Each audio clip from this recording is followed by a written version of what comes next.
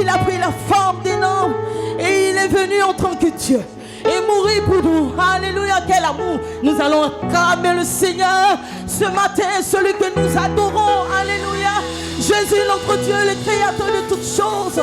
Et il a dit que tout ce qui respire ce matin, par lui, loue le Seigneur et l'adore ce matin. Et nous voulons t'adorer, Seigneur. Alléluia.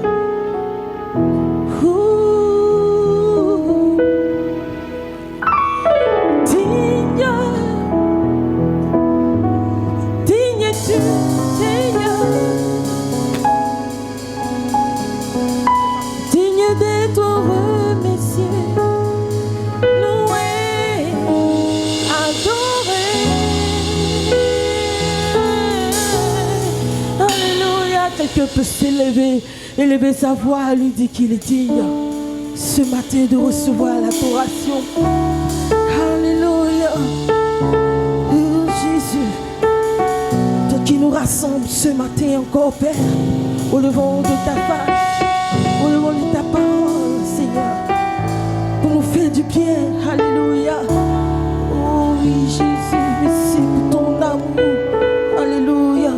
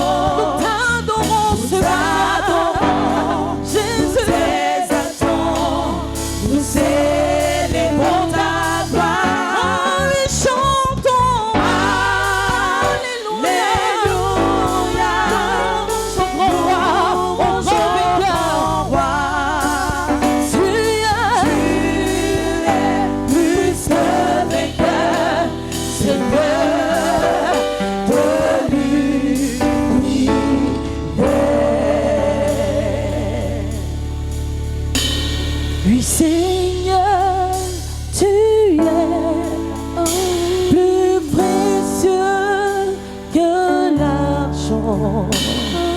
Seigneur, tu es plus précieux que l'or. Seigneur, tu es plus beau que le diamant. Rien ne peut se comparer à toi. Oui, Seigneur, tu es plus précieux que l'argent. Oui, Seigneur, tu es plus précieux que l'or. Seigneur, tu es plus beau que le diamant. Rien ne peut se comparer à toi. Seigneur, tu es plus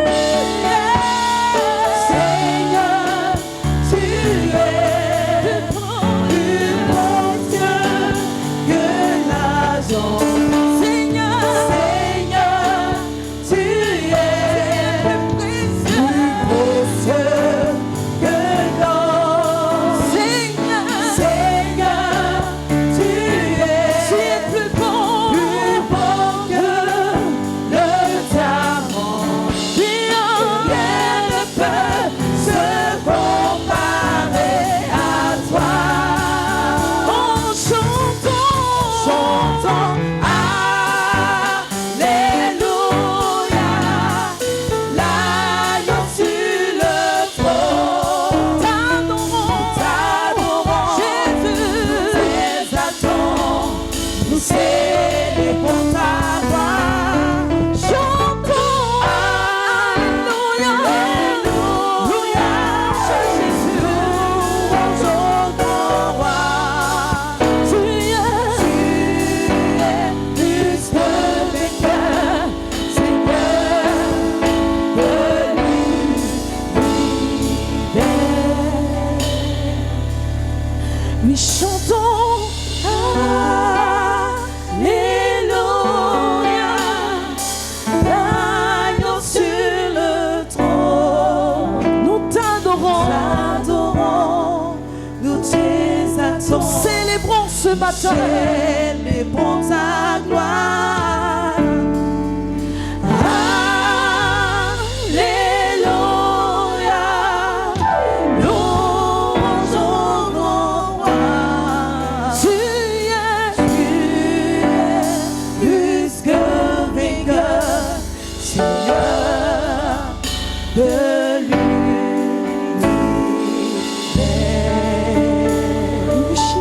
Nous allons ovationner le Seigneur Jésus-Christ de Nazareth pour la venue de son serviteur, le pasteur Avi. Amen.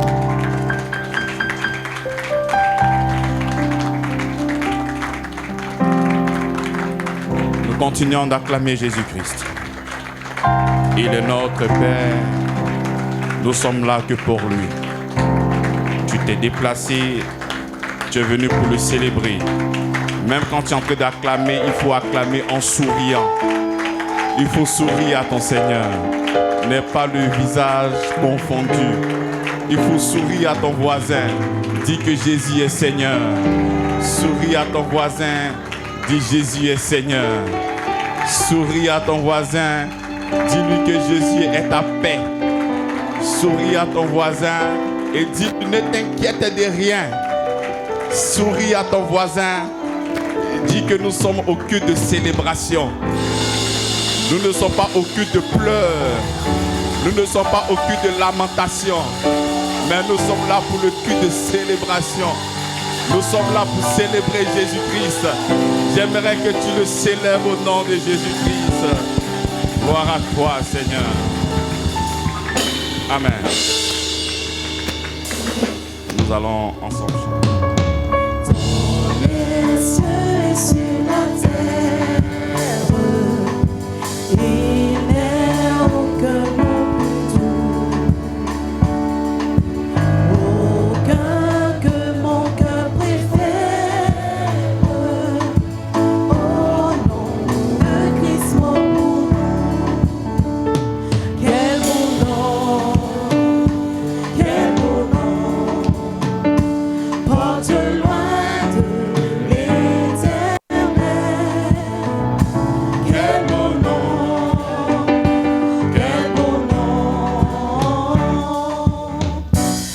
que celui d'Emmanuel, quelconque que soit un homme, qu'il soit prince ou qu'il soit roi, de quelque nom qu'on le nomme, Jésus est plus grand pour moi. Quel beau nom, porte loin de l'éternel. Quel beau nom, que celui d'Emmanuel. Les séraphins et les archanges portent les noms glorieux, mais le plus beau nom des anges pourrait-il me rendre heureuse? Quel beau nom, porte loin de l'éternel. Quel beau nom,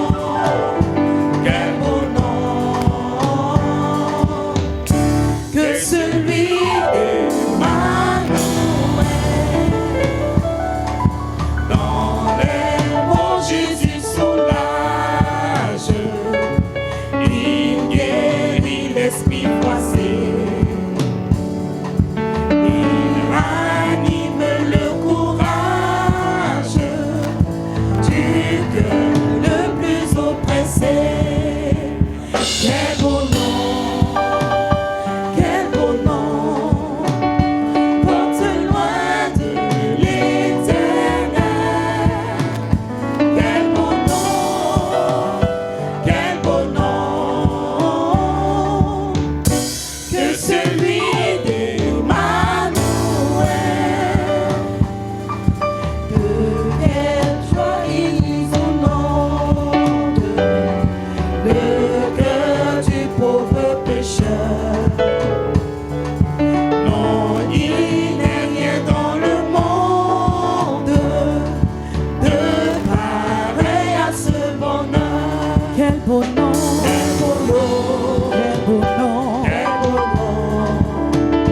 porte loin de l'éternel. Quel beau nom,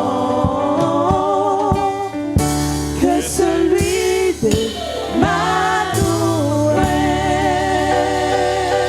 Nous acclamons Jésus-Christ. Nous acclamons le roi des rois. Alléluia. Amen. Veuillez vous asseoir.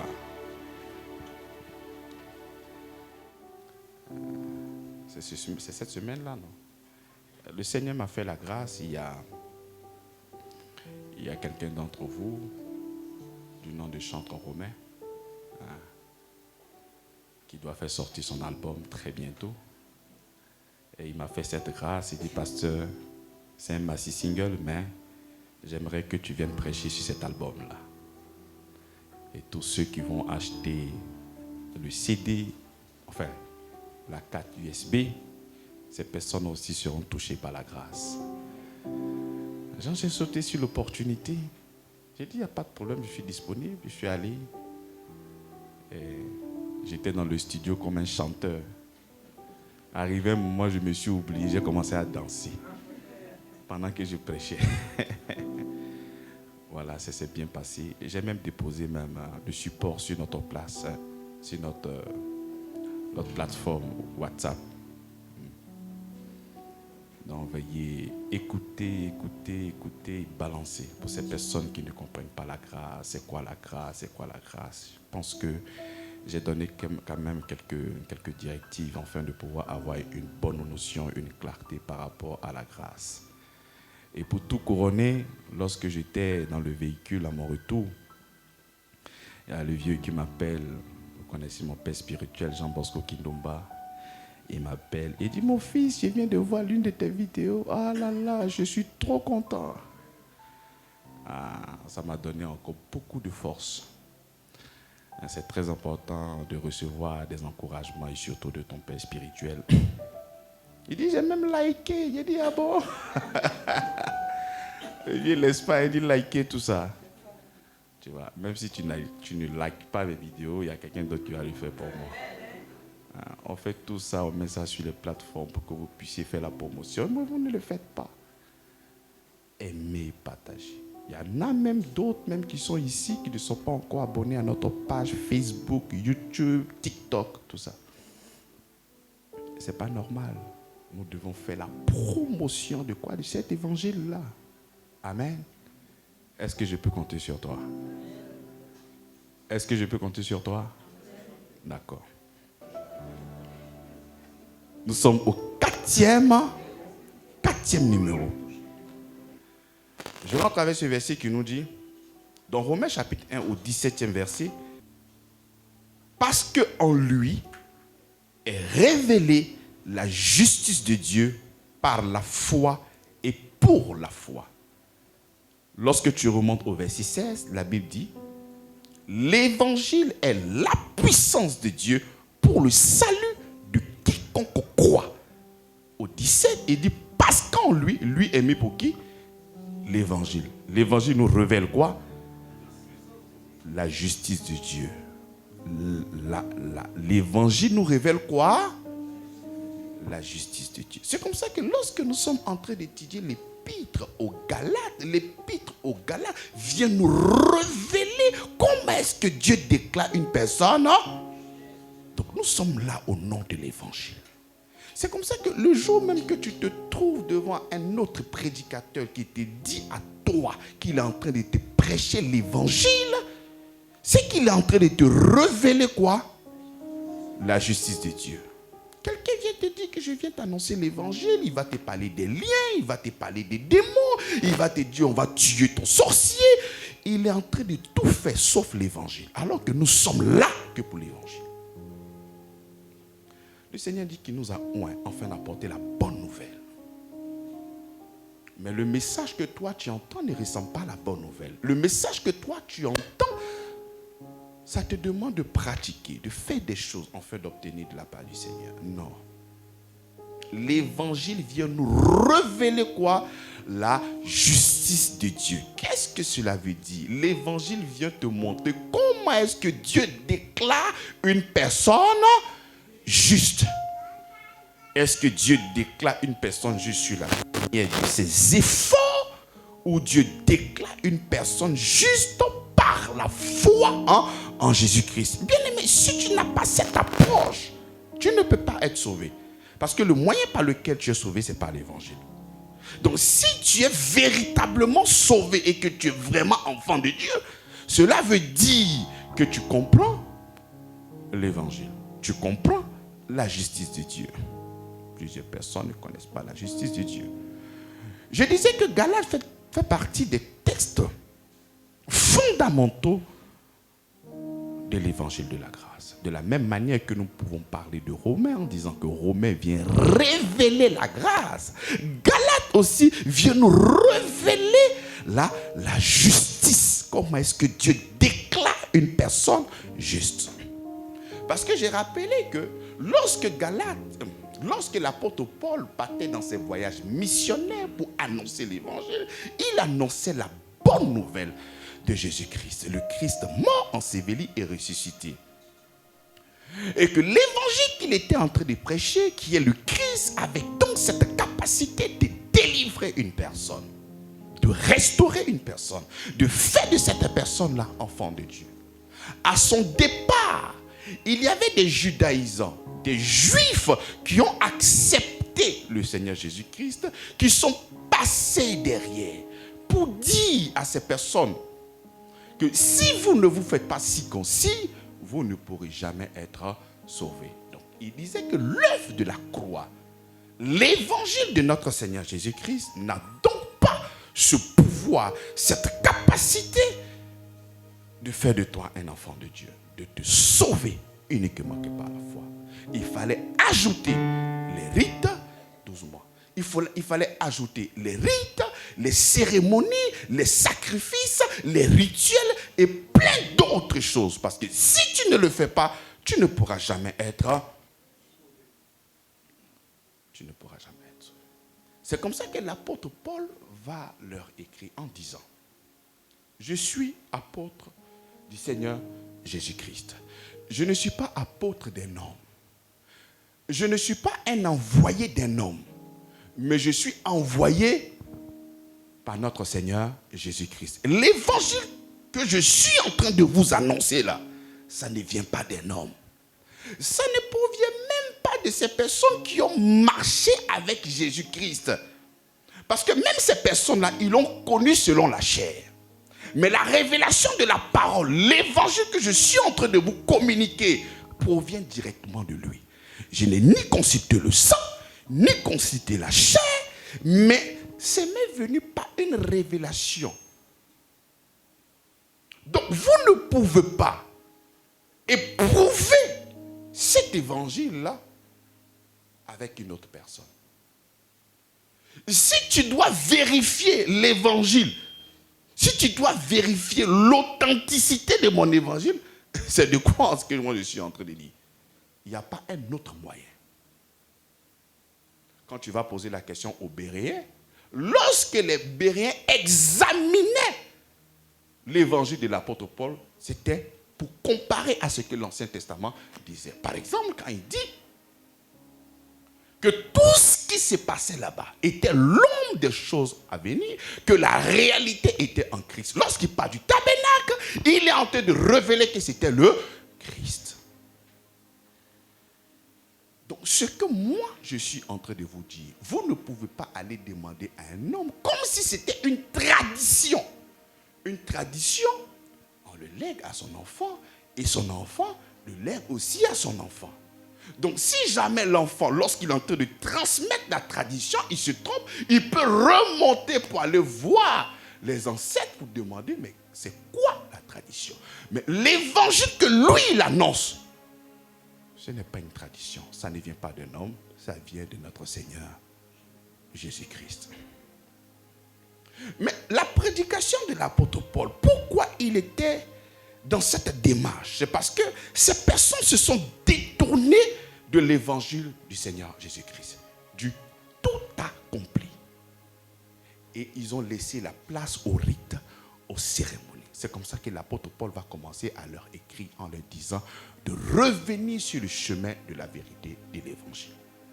Donc le premier chapitre, il a commencé à planter le décor. Le deuxième chapitre, d'une manière historique, il est même parti à Antioche en expliquant tout ce qui s'est passé même avec les plus considérés. Donc au chapitre 3, il va rentrer maintenant dans la doctrine. Il va mettre en opposition deux vérités qui émanent de l'Ancien Testament. La justice par la foi et la justice par les œuvres. Entre les deux, qu'est-ce qu'il faut choisir? Parce que ces deux vérités-là proviennent de l'Ancien Testament. Lorsque nous prenons Lévitique chapitre 18, le verset 5, il dit, vous observerez mes lois et mes ordonnances. L'homme qui les mettra en pratique vivra par elles. Par quoi? Elle est remplacée par quoi? Par la loi. Nous sommes en Lévitique chapitre 18, le verset 5. Vous observerez mes lois et mes ordonnances. L'homme qui mettra en pratique vivra par elles. Donc là-bas, Lévitique nous donne une révélation que l'homme devrait marcher par quoi? Par la loi, afin de vivre par... Mais encore, il y a un deuxième texte. Mais cette fois-ci, il vient de Habakkuk. Habakkuk chapitre 2, le verset 4. Il dit, voici, son âme s'est enflée. Elle n'est pas droite en lui. Mais le juste vivra par sa foi. Donc nous voyons deux vérités qui sont en opposition. La première vérité, l'homme vivra par la loi. Et la deuxième vérité, l'homme vivra par la foi. C'est ce qui concerne le chapitre 3 des Galates. Donc l'apôtre Paul, il va il va les exposer. Parce que ces Juifs ne voulaient pas laisser la loi, les rites, les cérémonies. Et c'est comme ça qu'ils ont demandé à ces personnes qui ont accepté le Christ de venir judaïser, de venir pratiquer la loi, de venir pratiquer les œuvres. Donc ils posent la question. Il y a deux chemins qui sont devant vous. Le premier chemin, c'est la loi. Et le deuxième chemin, c'est la loi dit quoi? La loi te demande de pratiquer les ordonnances. Ne fais pas ci, ne fais pas ça. Nous prenons les 10 commandements. Lorsque nous faisons les décomptes, nous sommes à 613. Donc la loi t'exige à pratiquer ces 613 lois. Et si tu y arrives, tu ne pourras que vivre par elle. Si tu n'arrives pas, tu es frappé par la malédiction. Et le deuxième chemin concerne le Christ. Il y en a d'autres qui veulent être justifiés par leurs efforts. Il y en a d'autres qui veulent s'approcher du Seigneur au profit de leurs œuvres. Il y en a d'autres qui veulent véritablement marcher. Ils sont sincères avec le Seigneur. Ils veulent être reçus. Mais sur la bannière de leurs efforts, c'est parce qu'ils font ça que Dieu pourra maintenant apporter cette bénédiction. Mais la bénédiction que le Seigneur veut te communiquer ne provient pas de la loi. Mais elle provient de quoi? Elle provient de la foi. Est-ce que tu comprends? Et c'est comme ça que toutes ces personnes qui essaient d'aller vers le Seigneur au profit de la loi, mais ces personnes-là tombent sur le coup de quoi? De la malédiction. Mais pourquoi? Parce que lorsque tu n'arrives pas à faire l'intégralité de la loi, l'Écriture nous dit, si tu obéis à toute la loi, que tu pèches contre un seul commandement, tu deviens coupable de... Donc, aucune personne n'a donc cette capacité de faire la loi dans son intégralité. Et comme c'est impossible pour toi, comme c'est impossible pour moi, Dieu, dans son amour, il nous a envoyé une autre espérance. Nous prenons Hébreux, chapitre 7. Il y a ainsi abolition d'une ordonnance antérieure à cause de son impuissance et de son inutilité. 19. Car la loi n'a rien amené à la perfection et introduction d'une meilleure espérance par laquelle nous approchons de Dieu. Donc la loi n'a pas pu te réconcilier avec le Seigneur. La loi ne pouvait pas. C'est comme ça que le Seigneur l'a disqualifiée. Pourquoi? Parce qu'elle était comment? Inutile pour la réconciliation entre toi et ton Seigneur. Et l'introduction maintenant d'une meilleure alliance. Et quelle est cette meilleure alliance-là? C'est le Christ. C'est comme ça qu'en Galates chapitre 3, le verset 13, il dit, Christ nous a rachetés de la malédiction de la loi, étant devenu malédiction pour nous, car il est écrit, maudit est quiconque est pendu au bois. Au verset 14, afin que la bénédiction d'Abraham fut pour les païens son accomplissement en Jésus-Christ et que nous ressuscitions par la foi l'esprit qui avait été promis. Donc, puisque nous avons cette conscience, nous avons cette révélation au travers de la parole de Dieu, que la loi ne peut pas véritablement nous réconcilier avec notre Père. Donc, nous avons maintenant une meilleure espérance. Et cette espérance, c'est qui? C'est Jésus-Christ, par laquelle nous devons nous approcher. Et nous regardons maintenant la condition de notre Seigneur. Pendu au bois, crucifié au bois. Donc le Seigneur s'est fait malédiction pour nous. Pour que nous puissions être comment? C'est-à-dire la loi qui te maudit, la loi qui te condamne. Christ porte cette malédiction-là pour toi à la croix de Golgotha. il a porté. Parce que la parole de Dieu est déjà sortie. Pour recevoir la bénédiction, tu dois passer par cette loi-là. Il faudrait que tu puisses obéir. Et si tu n'arrives pas à obéir, tu tombes sur quoi? Sous la malédiction. Donc, le Seigneur vient maintenant par Christ. Comment? En nous réconciliant. Mais avant de nous réconcilier, tu es frappé par quoi? Tu es frappé par quoi? Par une malédiction. Donc pour que la promesse faite à Abraham ait son accomplissement dans ta vie, il faudrait qu'on te débarrasse de quoi? De cet an. C'est comme ça que la Bible dit que Christ s'est fait malédiction pour toi. Donc tu vois, quand tu comprends l'évangile, tu ne peux pas vouloir marcher avec le Seigneur sous la bannière de la loi. Mais c'est impossible. Parce que la loi, elle est bonne. Mais la loi ne peut pas te rendre pur. La loi, elle est parfaite. Mais la loi ne peut pas te parfaire. La loi, elle est sainte. Mais la loi ne peut pas te sanctifier. Voilà pourquoi le Seigneur l'a remplacé par une meilleure espérance par laquelle toi, tu pourras t'approcher. Et quelle est cette espérance-là? Dès que tu l'acceptes, la malédiction qui planait sur ta vie, elle est détruite au nom de Jésus-Christ. Pourquoi? Parce que lui, il a pris ta place. Cette malédiction qui devait tomber sur toi est tombée sur lui. Voilà pourquoi je dis qu'il est notre substitut. Il a pris notre place. C'est comme ça que, bien aimé dans la foi, il y a des choses pour lesquelles toi, tu ne dois pas prier. Non. La malédiction qui est liée à la loi, dès que tu mets ton pied en Christ, tu es couvert. Dès que tu mets ton pied en Christ, mais tu es couvert.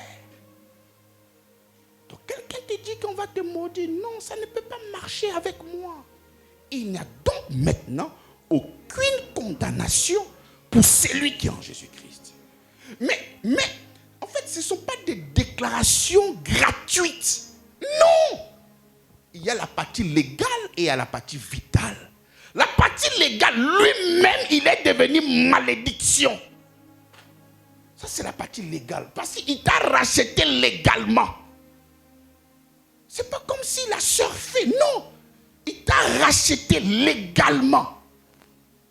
C'est comme moi, j'achète un terrain d'une manière légale et je fais profiter à quelqu'un. Ça, c'est la partie vitale. Il jouit de ce bien-là. Mais il y a quelqu'un qui a payé. Et Jésus, il a payé le prix. En fait, la malédiction a eu son accomplissement.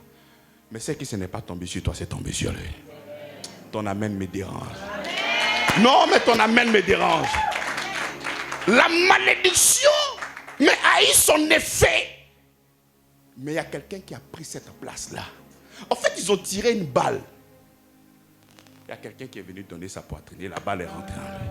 C'est comme ça que la balle n'est pas entrée. Ce n'est pas parce qu'ils n'ont pas tiré, ils ont tiré. Mais il y a quelqu'un qui a pris la place. C'est comme ça qu'il faut comprendre. Donc il faut comprendre par cette révélation que quelqu'un ne peut pas venir te maudire. Parce que Christ s'est fait malédiction pour que toi tu puisses recevoir quoi? Mais cette bénédiction. Voilà pourquoi lorsque nous sommes en train de parler de l'évangile, l'apôtre Paul s'exprime comme un peintre. Il dit, vous, où le Christ a été peint comme crucifié. C'est pour dire qu'il est allé dans les moindres détails de son œuvre à la croix. Il a parlé de son incarnation. Il a parlé de ses coups. Il a parlé de son obéissance. Il a parlé de la couronne d'épines. Il a parlé de son sang. Il a parlé de sa mort. Il a parlé de son ensevelissement. Il a parlé de ses maîtrisses. Il a parlé de tout. Il a parlé de tout. Même de ses os, il a parlé. Mais tout ça, Mais ces choses-là ont une valeur spirituelle. Donc c'est quand il est parti en Galate, dans l'évangile qu'il était en train de prêcher, mais il est allé dans des détails. Par exemple, quand il dit, par ses maîtrisses, je suis guéri. Par ses maîtrisses, nous sommes guéris. Donc si aujourd'hui toi tu es guéri, qu'est-ce qu'il faut accuser? Le quoi? Donc la valeur spirituelle des maîtrisses, c'est pourquoi? C'est pourquoi? C'est pour ta guérison. Maintenant, comment est-ce qu'on te demande de l'argent pour recevoir la guérison et tu donnes? On vous a envoûté. Tu sais, tu le proclames. Tu le proclames. Et des gens te demandent de l'argent pour recevoir ce que Christ a déjà produit il y a plus de 2000 ans à la croix de Golgotha. Et toi, tu achètes et tu payes. Pourquoi? Si aujourd'hui tu pouvais recevoir cette guérison-là par l'argent, pourquoi Christ, pourquoi il a laissé ses marques-là sur lui? Pourquoi il a souffert?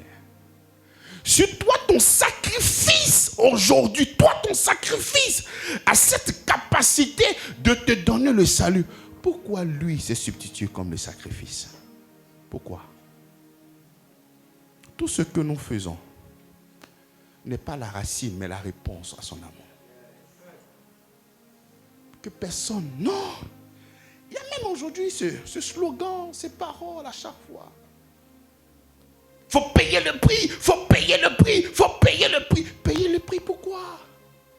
Je ne comprends pas derrière ce qu'il veut dire. Par exemple, si tu veux être un grand prédicateur, mais il faut méditer la parole du Seigneur. Mais ça, ce n'est pas payer le prix.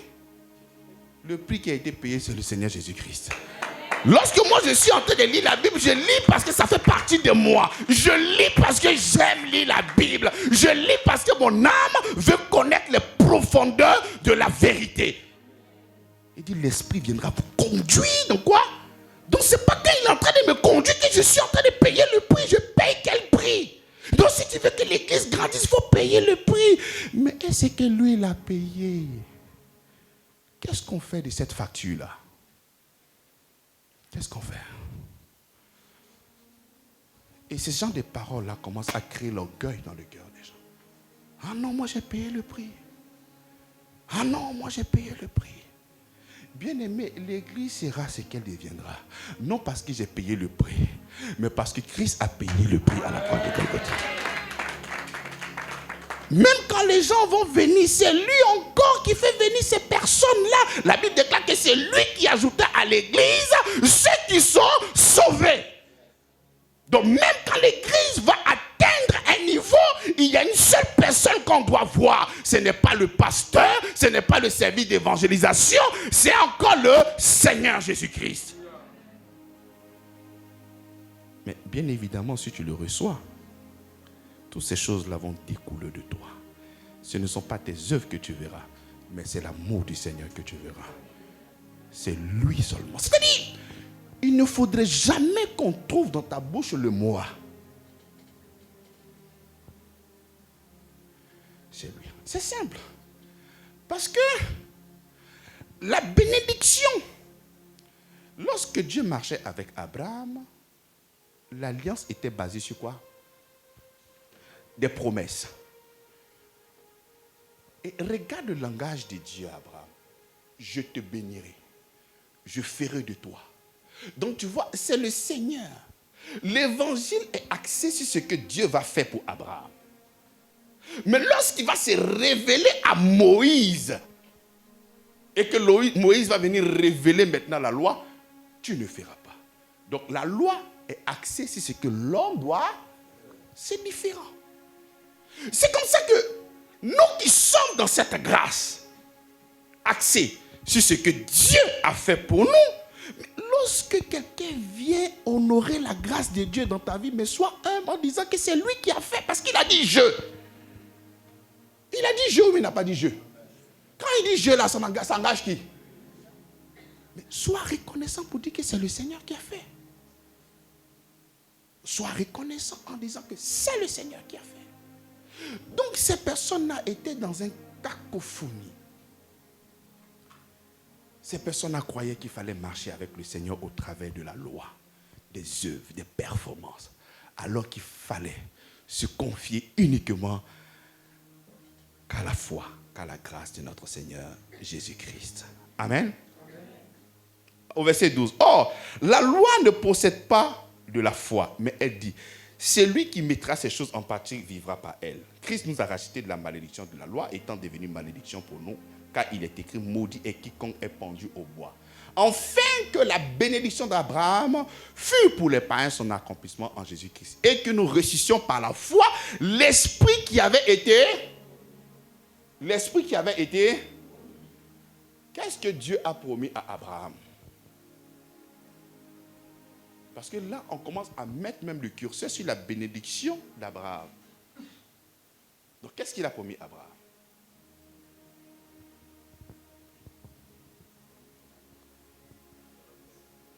Il sera le père de? D'une multitude. On est d'accord. Il a donné beaucoup de promesses à Abraham. Mais la bénédiction parle de ce que Abraham a reçu, la justification. C'est comme ça que nous avons été justifiés. On a reçu aussi le Saint-Esprit. Et nous sommes devenus encore c'est de ça que découlent toutes sortes de bénédictions. Parce que si nous avons reçu le Saint-Esprit et que Dieu est devenu notre Père, la Bible nous dit que tout ce qui appartient à Dieu,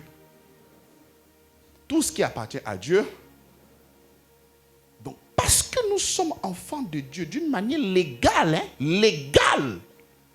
nous sommes devenus enfants de Dieu par adoption. Nous avons été adoptés en Jésus-Christ. Nous sommes des enfants légitimes. Donc tout ce qui appartient au Père appartient au Fils. C'est comme ça que nous disons. Tu n'as pas besoin de courir pour ce genre de bénédictions. Parce que toutes ces bénédictions-là, ces bénédictions sont à toi. Parce que tout ce qui appartient au Père appartient au Fils. Donc tu ne peux pas venir encore faire des sacrifices dans le but de recevoir quelque chose qui t'appartient déjà. Et si tu n'es pas enfant de Dieu, mais tu n'as pas de part. Tu n'as pas d'héritage avec le Seigneur. La condition pour recevoir cette portion, la condition pour recevoir cet héritage, c'est se trouver en Christ. Quelle est ta position? Est-ce que tu te trouves en Christ? Parce que la bénédiction qui provient de la loi, tu ne pourras jamais pratiquer l'intégralité de la loi en fait d'être héritier. Je laisse le texte parler, nous continuons. Il dit, frère, je parle à la manière des hommes. Une disposition en bonne forme, bien que faite par un homme, n'est annulée par personne. Et personne n'y ajoute. Or, les promesses ont été faites à Abraham et à sa postérité. Il n'est pas dit et aux postérités, comme s'il s'agissait de plusieurs, mais en tant qu'il s'agit d'une seule, et à la postérité, c'est-à-dire à Christ. Est-ce que vous comprenez? L'apôtre Paul est en train de mettre deux leaders spirituels. C'est qui et qui? Abraham? Abraham est? Très bien. Abraham est? Parce que Dieu a promis à Abraham que je ferai ça. Tu seras l'héritier. Enfin, voici des bénédictions qui te concernent. Il a donné sa pareille promesse. Mais 430 ans après, lorsque le Seigneur va se révéler à Moïse, il va lui donner quoi? La loi. Donc ici, l'apôtre Paul nous dit que le testament que le Seigneur a déjà rédigé concernant Abraham ne peut pas être modifié plus tard. C'est vrai que la loi est venue après, mais ce n'est pas par cette loi-là que vous allez recevoir la bénédiction promise à Abraham. La bénédiction promise à Abraham ne pourra qu'être effective par rapport à son héritier. Pas à ses héritiers. Comme si ça pouvait provenir ici et de l'autre côté, mais ça concerne seulement qu'un seul héritier. Cette bénédiction concerne un seul. Est-ce que tu comprends? cette bénédiction concerne un seul. Et qui est cet héritier là? C'est pas toi. Hein? Faut pas penser que c'est toi. C'est pas toi qui es l'héritier. Dis à ton voisin, c'est pas toi qui es l'héritier. L'héritier c'est qui? C'est comme ça que Romain va nous aider. Nous sommes héritiers de Dieu. Et co-héritiers. En fait, il a pris la bénédiction là et il a partagé avec toi. Ton amen me dérange. Ton amen me dérange. Donc la promesse faite à Abraham visait une seule personne. Ça ne visait pas Moïse. Il n'a pas dit et à ses héritiers. À son. Donc la promesse visait qui? Ça ne visait pas Moïse. Donc il n'y a pas d'amalgame, il n'y a pas d'opposition. Il y a une seule personne qui est légitime ici. Cette personne c'est qui? C'est le Christ. Donc il ne faut pas croire que la bénédiction d'Abraham là, toi tu vas recevoir ça par quoi? Par la loi. Est-ce que tu suis? Ne crois pas que tu vas recevoir la bénédiction d'Abraham. Je te bénirai. Tu vas te répandre à gauche. Tu seras une personne bénie. Tout ça ne viendra pas de Moïse, mais de Christ. Et ce qui concerne Christ, ça ne provient pas de la loi. Ça provient des promesses. Et la promesse dépend seulement que de celui qui donne. Amen. Alléluia. Nous continuons le texte. Tu vois, le texte est tellement simple qu'on n'a pas besoin d'expliquer. Il faut lire seulement.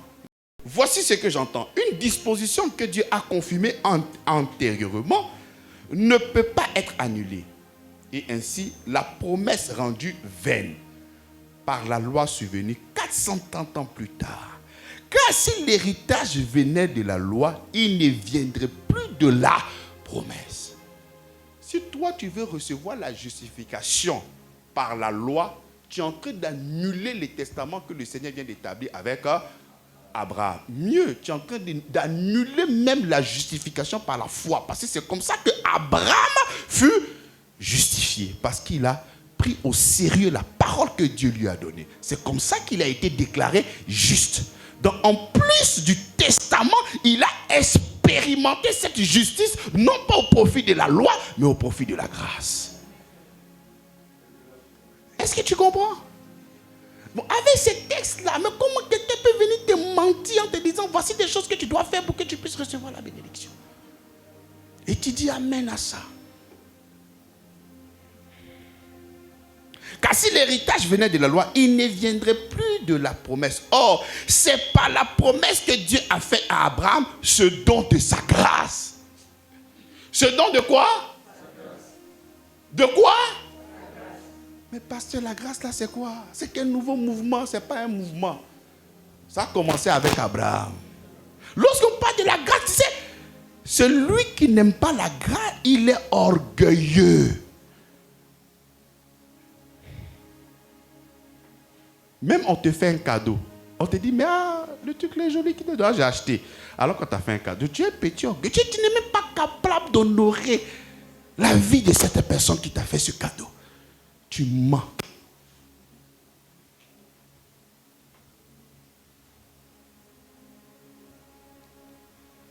Bien-aimés, soyons humbles. Celui qui n'est pas humble, c'est celui-là qui ne compte pas sur Jésus-Christ. Lorsque tu ne comptes pas sur Jésus, laisse-moi te dire que tu es un orgueilleux. Tu sais, le français et puis la Bible, ce n'est pas pareil. La Bible a sa manière de définir les mots. Le dictionnaire aussi a sa manière de définir les mots. Donc si toi, tu ne comptes pas sur le Seigneur Jésus-Christ, tu es un orgueilleux. Tu vois, tu ne dis pas Amen. Il faut dire Amen. Ou bien tu ne comptes pas sur Jésus-Christ. C'est comme ça même. Lorsque tu es en train de prier, ça c'est un signe d'humilité. Parce que tu ne comptes sur une personne. Cette personne c'est qui? C'est le Seigneur. Alléluia. Alléluia. Car si l'héritage venait de la loi, il ne viendrait plus de la promesse. Or, ce n'est pas la promesse que Dieu a faite à Abraham, c'est don de sa grâce. Voici un mot par lequel nous sommes réconciliés avec le Seigneur. La grâce, c'est la plus belle expression pour exprimer tout ce que Christ a fait pour nous à la croix de Golgotha. Grâce. Parce que quand tu comprends l'évangile, tu vois que le salut ne se repose pas sur ce que toi tu fais. Ça se repose uniquement sur ce que Jésus-Christ a fait à la croix de Golgotha. Même encore le salut qui ne se paie pas, le salut ne se repose pas sur toi, tes épaules, le salut se repose sur les épaules de notre Seigneur Jésus-Christ. La Bible déclare que c'est lui qui te tient par la main. Même si toi-même tu veux quitter là, tu ne peux plus quitter. Tu es scellé jusqu'au jour de la rédemption. On appelle ça la grâce. On appelle ça la grâce. Un orgueilleux ne peut pas appeler grâce. Il va vouloir toujours parler de ce que lui, il a fait. Ah, mon frère, vraiment, j'ai vu un peu ta croissance ces temps-ci là. Je vois qu'il y a quelque chose de formidable. Ouais. À partir de 4 heures, je commence à prier jusqu'à 16 heures. Je jeûne 3 fois par jour. Ah. Non, d'abord, mais ça ne commence pas comme ça. Il y a une fausse humilité. Ah, mon frère, il dit, ah, mais Dieu m'a fait grâce. Hein? Oh, il faut bien me dire, ah, c'est vrai, hein? Il a jeûné. Hein? Voilà ce qu'il a fait, voilà ce qu'il a fait. En fait, tu donnes 90% à Dieu, et puis toi, tu prends combien de pourcents? Même si tu prends 1%, tu es un orgueilleux, parce que tu n'as pas contribué. Toi, tu n'as qu'à dire Amen. Tu n'as rien fait. Il s'est révélé à toi. Tu as saisi l'opportunité. Tu as dit Seigneur, Amen. Et ta vie chrétienne a commencé. C'est comme ça que tu es devenu un héritier. Donc, quand il y a des choses extraordinaires qui t'arrivent, mais regardez Jacques. Jacques nous dit quoi?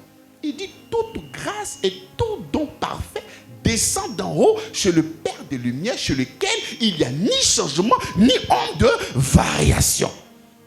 Donc, les choses qui t'arrivent descendent d'où ça? D'en haut. Et ce n'est pas la grâce qui t'a donné. Car la grâce de Dieu, source du salut. La grâce est la source. Mais nous voyons des gens qui n'aiment pas la grâce. Et même quand ils vont parler de la grâce, ça c'est le pseudo-grâce. Ce n'est pas la grâce dans sa véracité. Parce que dès que tu commences à rentrer dans les profondeurs de la grâce, ils ne sont pas d'accord. Non, ce n'est pas la grâce que nous sommes justifiés, ce n'est pas la grâce que nous sommes saints. Non, non, non, non. Non, non, non, non, non. On est saints par ce qu'on fait. Et les gens se détournent de la grâce. C'est comme ça que ces juifs n'avaient pas compris l'évangile. Ils pensaient qu'il fallait justifier par nos œuvres. Mais non. Mais uniquement que par quoi? Mais uniquement que par quoi? Par la grâce. Donc l'apôtre a tellement déconstruit la loi. Est-ce que tu as compris un peu ce texte? Mon apôtre, peut-être actuellement il y a cette question-là peut-être dans ton cœur. Mais pasteur, avec tout ce que tu viens de nous dire, mais est-ce que c'est pas le Seigneur lui-même qui a dit il faut obéir aux 10 commandements? Mais pourquoi la loi? Parce que tu parles de la loi comme si c'était Satan. Mais pourquoi la loi donc? Mais est-ce que la loi là, mais ce n'est pas le Seigneur lui-même qui a donné cette loi-là? Peut-être tu te poses cette question. Non, le Seigneur n'a pas encore aboli cette loi. Cette loi est encore là. Mais si tu te poses cette question, c'est légitime. Mais il faudrait qu'on comprenne ensemble. C'est pas ça? Pourquoi donc la loi? Elle a été donnée ensuite à cause des transgressions. Jusqu'à ce que vint la postérité à qui la promesse a été faite. Je prends cette version-là. Je vois que tu commences à sourire, tu bouges un peu. Tu commences à comprendre. Pourquoi la loi? En fait, la loi vient révéler que tu es un pécheur. La loi vient révéler que tu es un faux type. La loi vient révéler qu'il n'y a rien de bon qui peut sortir de toi. C'est ça le rôle de la loi. Mais lorsque nous utilisons la loi et nous faisons de la loi ce qu'elle n'est pas, c'est ça qui est le danger. La loi vient pour révéler les fautes qui sont dans ta vie. Romains chapitre 3, à partir du verset 19. Il dit, « Or, nous savons que tout ce que dit la loi, elle est dit à ceux qui sont sous la loi, afin que toute bouche soit fermée et que tout le monde soit reconnu coupable devant. » Donc le rôle de la loi, c'est quoi? Hein? C'est pourquoi? C'est pour te condamner. C'est-à-dire, le rôle de la loi, c'est pour te... Lui, il ne cherche pas à te sanctifier. La loi ne cherche pas à te justifier. La loi cherche à te condamner. La loi cherche à démontrer que tu es un fautif, tu dois partir en enfer. C'est ça le rôle. Ah non, le Seigneur n'est pas venu pour abolir la loi. Le Seigneur n'est pas venu pour abolir la loi. Mieux, quand tu vas prendre le texte de Jean chapitre 16, la Bible déclare que le Saint-Esprit viendra convaincre le monde en ce qui concerne le... Les pasteurs disent que le Saint-Esprit vient nous convaincre que nous avons péché. Ça, ce n'est pas le rôle du Saint-Esprit. Ça, c'est le rôle de la loi. C'est la loi qui vient te révéler que tu es un pécheur. Ce n'est pas le Saint-Esprit.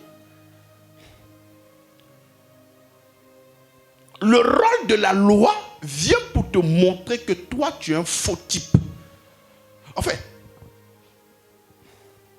avant que la loi ne vienne, ces personnes pensaient pouvoir satisfaire le standard de Dieu.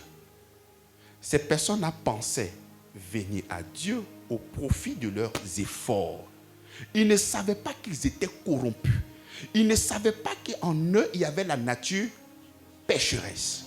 Ils ne savaient pas qu'ils étaient mauvais, qu'ils avaient un cœur tortueux, qu'ils avaient un mauvais cœur. Donc, il fallait maintenant mettre la loi afin que le péché abonde.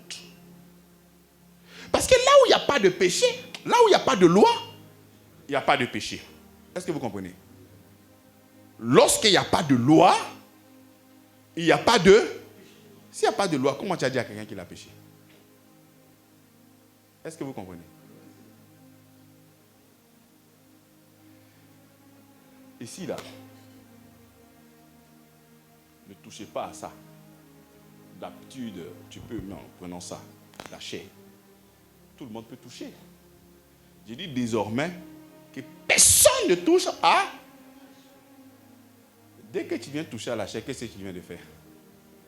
Tu viens de fauter. Parce que le pasteur t'a dit de ne pas. Mais on arrive à localiser la faute à partir de quand? Lorsque la loi est apparue. C'est comme ça que l'apôtre Paul dit, lorsque la loi a pris vie, c'est comme ça que la loi vient pour en réalité te montrer que toi là, ton cas est critique. En fait, la loi, c'est comme un thermomètre. Quand tu prends le thermomètre et que tu mets là, tu peux voir peut-être 40 degrés de fièvre ou 42 degrés de... Ça, c'est le rôle du... Mais est-ce que le thermomètre peut te guérir? Est-ce que le thermomètre peut te... Bon, laissons le thermomètre. Prenons la balance. Parce que c'est qu'il y a beaucoup de personnes qui cherchent à maigrir ici. Quand tu prends une balance et que tu viens, tu vois que la balance présente 100 kilos. Qu'est-ce que la balance fait? Mais est-ce que la balance peut te faire maigrir? Non. Donc la loi vient révéler que toi tu souffres, tu es malade mon gars. Ça ne va pas chez toi. Il ne faut pas penser que toi tu es un bon quelqu'un. Non, tu es un faux type. Malgré que tu es là, peut-être tu fais des dons ici, tu vas à l'orphelinat, tu es un faux type. C'est pour ça que la Bible dit que la loi vient condamner, vient fermer votre bouche. Par exemple, regardez les religieux. Prends une personne qui était dans les boîtes de nuit. Regarde sa prière. Seigneur, je ne vais plus en boîte de nuit à cause de toi.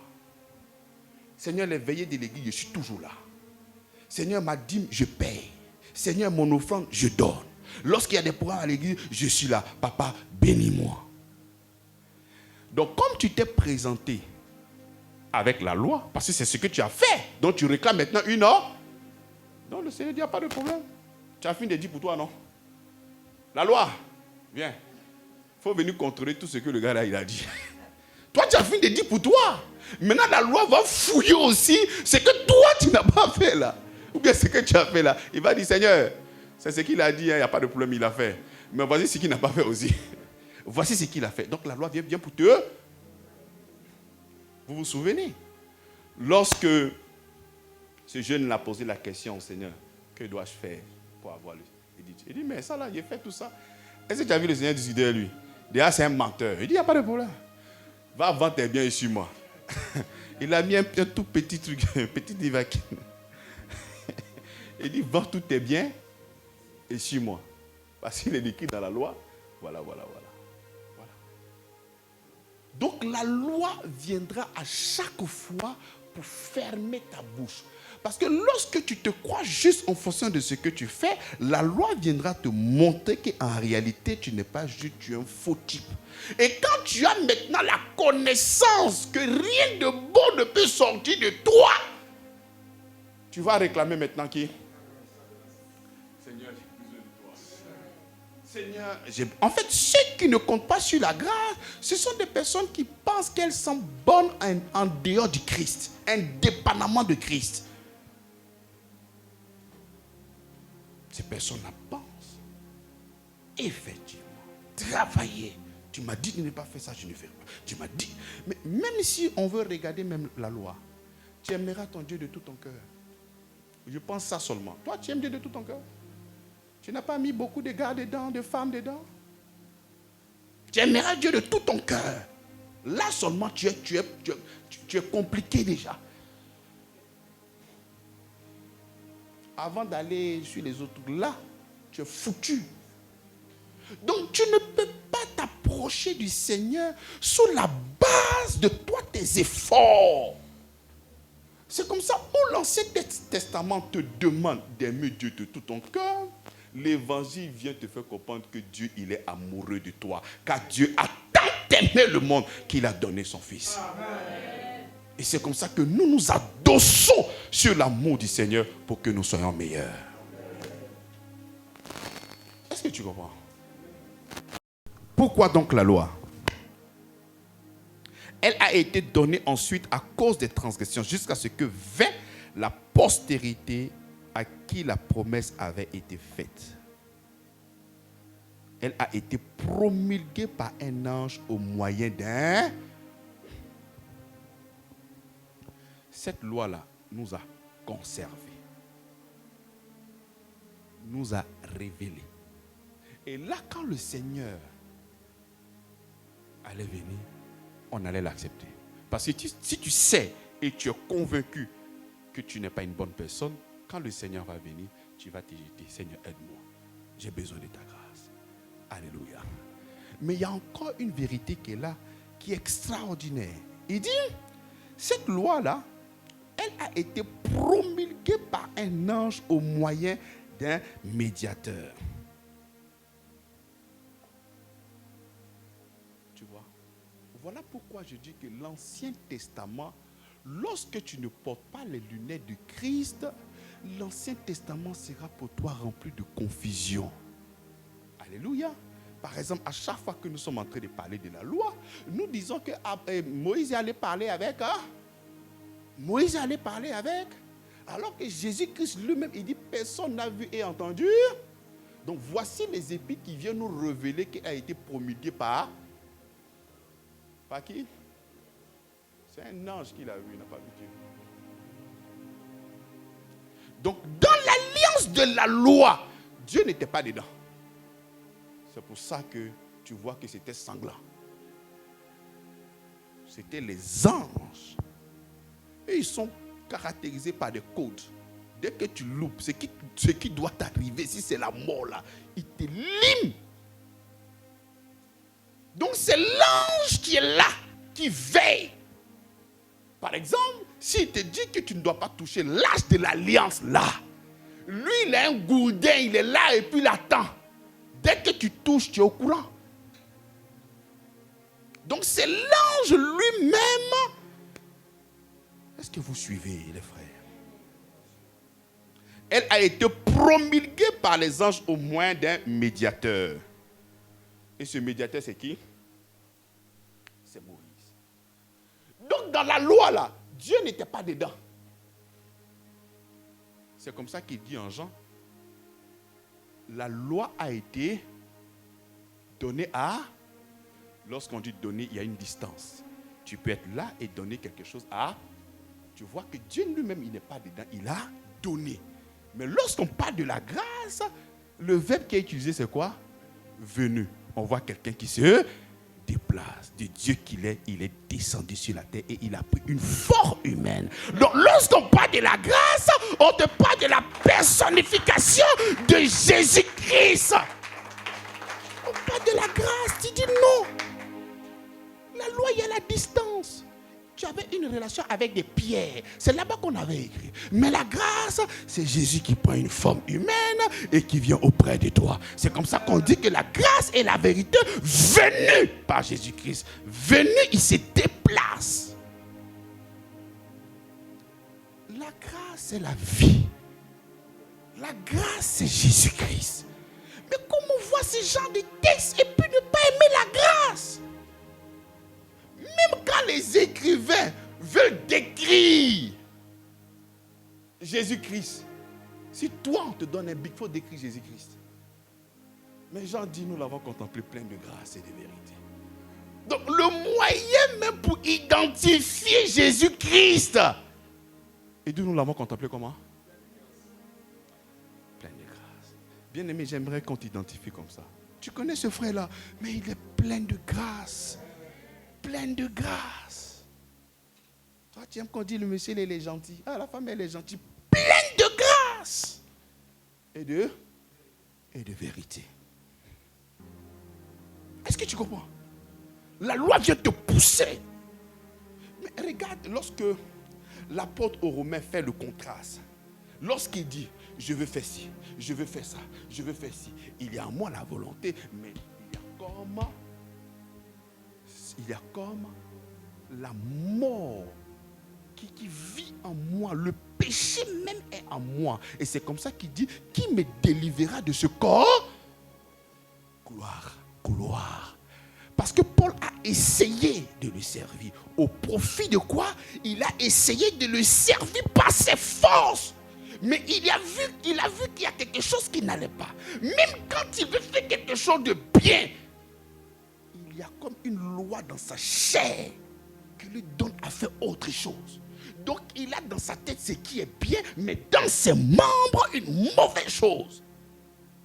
C'est comme ça qu'il dit, qui me délivrera? Avec tout ce que toi tu pouvais faire, mais il y avait encore ce péché en toi. Qui me délivrera? C'est la grâce qui te délivre. Ton amen me dérange. C'est la grâce qui te délivre. C'est la grâce qui te délivre. C'est la grâce qui te délivre. Bien-aimé, si tu ne t'affectionnes pas de la grâce, c'est dans quel texte, Seigneur? Éphésiens. À la louange de la gloire de sa grâce qu'il nous a accordée, à partir du verset 5. Il dit, nous ayant prédestinés dans son amour à être ses enfants d'adoption par Jésus-Christ selon le bon plaisir de sa volonté, à la louange de la gloire de sa grâce. Donc la première personne même qui salmodie la grâce, c'est notre Seigneur, Dieu créateur du ciel et de la terre. Donc c'est comme ça que tu dois honorer, tu dois louer, tu dois magnifier cette grâce. Mais toi tu veux que cette grâce se manifeste dans ta vie et toi tu ne l'honores pas. Il faut l'honorer. Je sais que tu es intelligent, même l'intelligence que tu as eue là. Mais qui te l'a donné? Même aujourd'hui, tu arrives à prier pendant 2 heures de temps. Mais qui t'a donné cette capacité? Mais ce n'est pas la grâce. Donc sois humble et vois seulement que le Seigneur est responsable de tout ça. Même si aujourd'hui, j'arrive à avoir la compréhension de l'évangile, ce n'est pas parce que je suis plus intelligent que toi, mais c'est parce que la grâce est tombée sur moi. C'est ça la grâce. J'aime l'approche de parole vivante. Il dit, Abraham a pris au sérieux la parole de Dieu. Est-ce que tu prends au sérieux ce que je te dis? Quand je te dis que toute âme forgée contre toi est nulle et sans effet, est-ce que tu prends au sérieux cette parole-là? Est-ce que tu prends au sérieux cette parole? Quand la Bible dit que tu es béni de toutes sortes de bénédictions des lieux célestes en Christ, est-ce que tu prends au sérieux cette parole-là? Quand la Bible dit, par ces maîtresses, nous sommes guéris, est-ce que tu prends au sérieux cette parole-là? Quand la Bible dit que nous sommes héritiers et co-héritiers avec le Christ, est-ce que tu prends cette parole-là au sérieux? Quand il dit que nous sommes participants à la nature divine, est-ce que tu prends au sérieux cette parole-là? Et quand il dit que déjà tu es pur à cause de ce que tu as entendu, est-ce que tu considères cette parole-là? Est-ce que tu prends ça au sérieux? Parce que tout part de là. Tout part de là. Tout part de là. Lorsque tu es à la maison et que tu as un bobo, ton réflexe est sur quoi? Le médecin, les maîtresses de Jésus-Christ. Mais sur quoi est ton esprit? Mais c'est ce que tu crois qui va te déterminer. Si tu crois véritablement en l'œuvre de la croix, quelles que soient les difficultés, je ne dis pas que il ne faudrait pas que tu ailles à l'hôpital.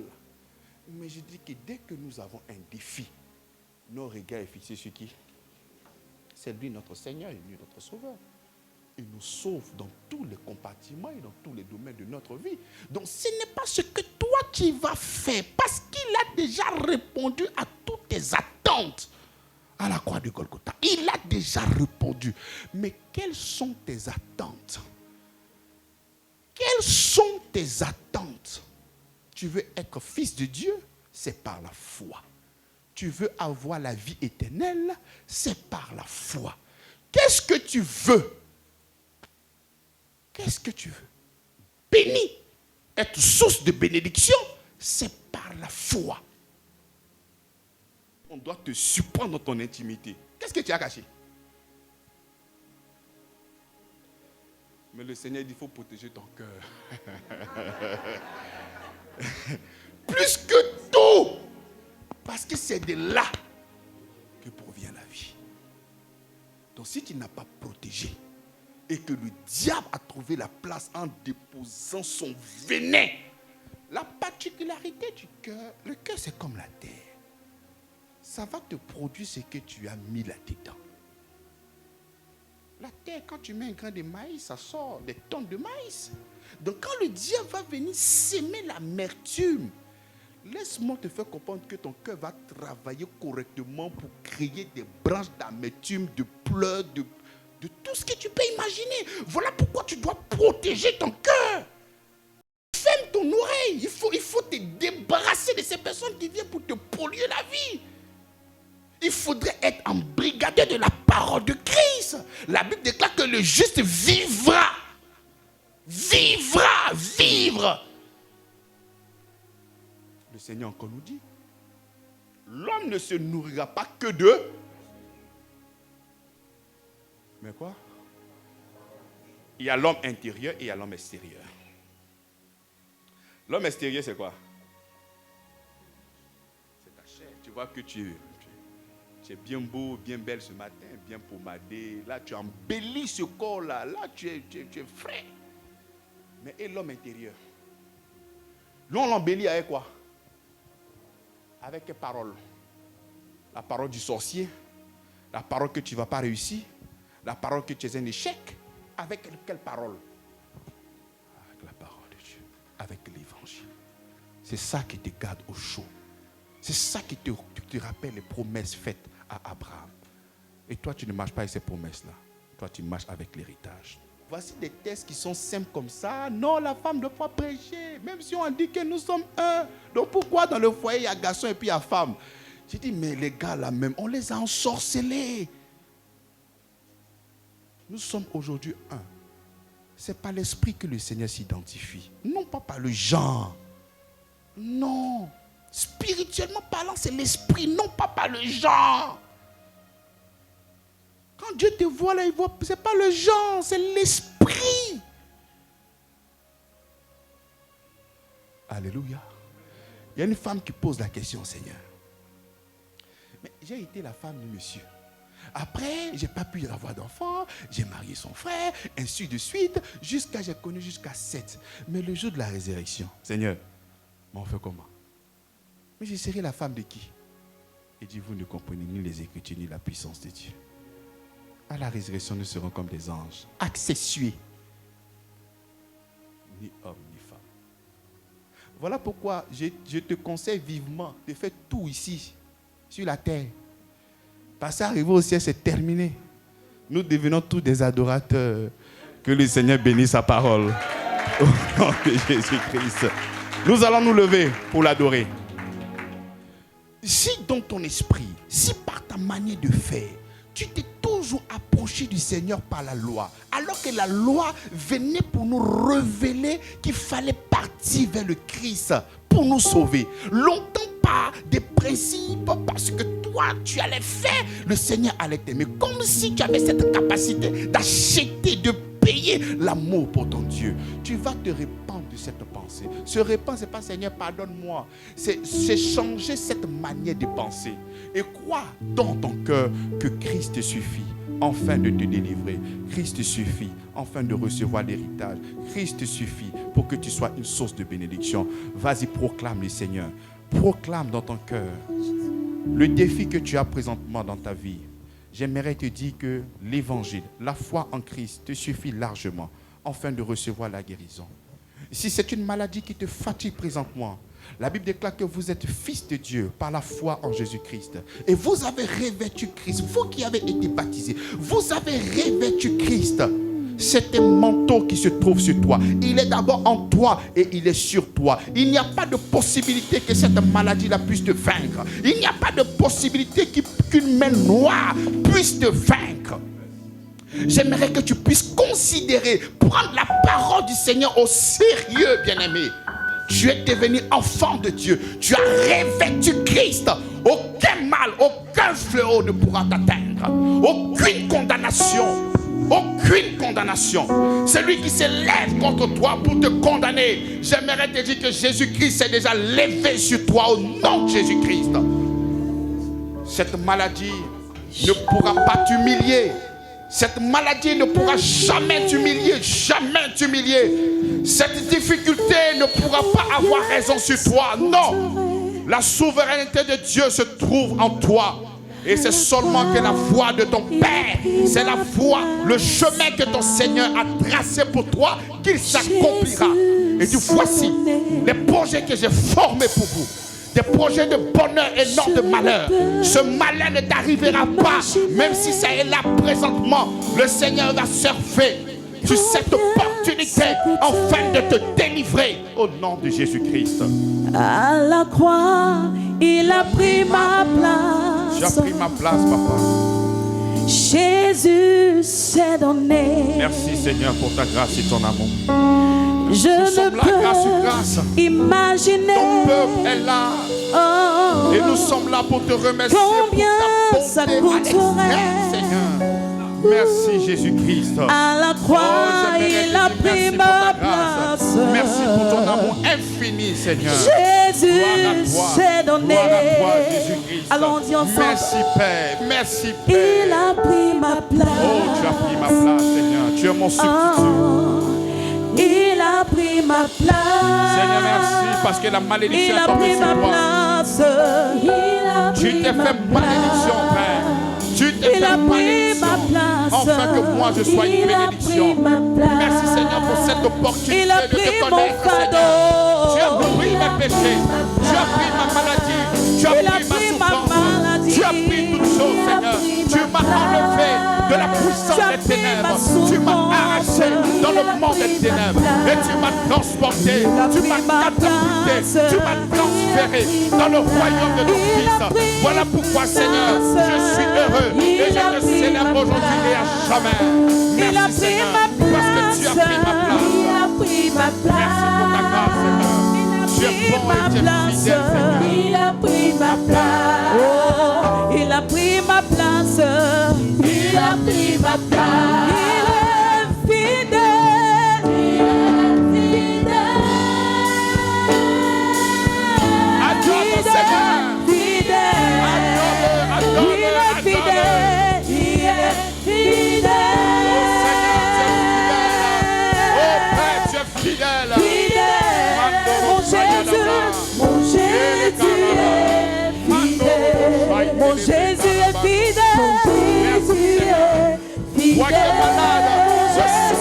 guérison.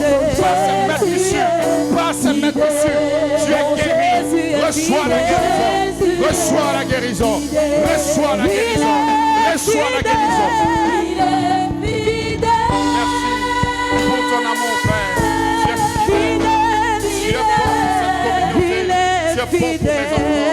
Tu es bon pour tes enfants. Oh Seigneur, merci pour ta grâce. La main sur le cœur. Et nous témoignons que tu es fidèle. Jamais tu nous as abandonnés. Tu as été toujours là. Tu as été toujours présent dans cette communauté. Tu as été toujours présent dans notre vie. Voilà pourquoi nous nous armons de courage. Et nous venons chaque dimanche, chaque jour, pour te célébrer et dire que tu es fidèle. Il est amour, il est amour.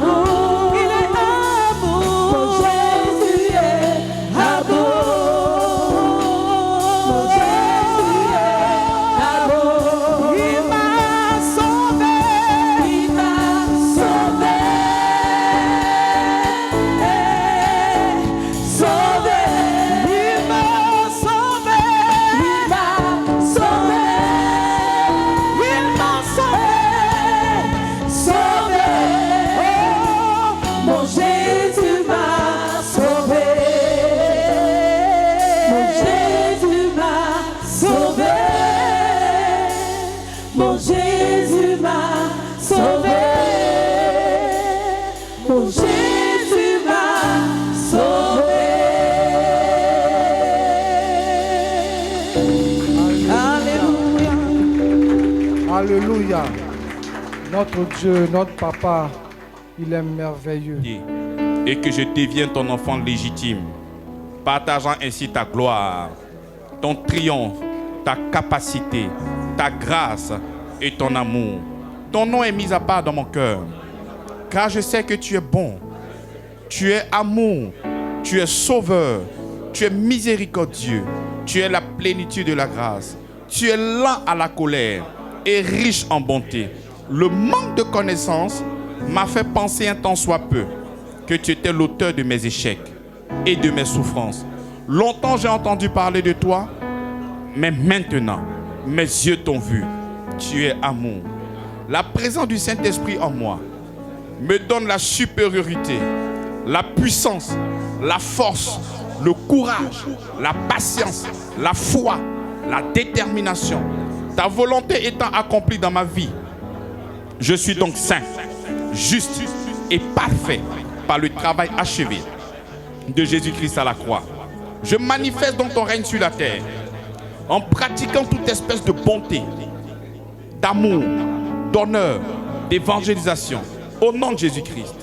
Merci Seigneur pour le don de ta personne qui est mon pain quotidien.